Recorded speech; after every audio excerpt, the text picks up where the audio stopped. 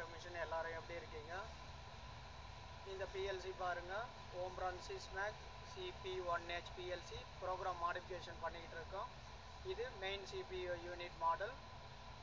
அதுக்கு அடுத்தது இருக்கிறதெல்லாம் பாருங்கள், இன்புட் மாடல். இங்கே மேலே இருக்கிறதெல்லாம் இன்புட், இங்கே கீழே அவுட்புட் சேனல். இது எல்லாமே அவுட்புட் சேனல், இது எல்லாமே இன்புட் சேனல்.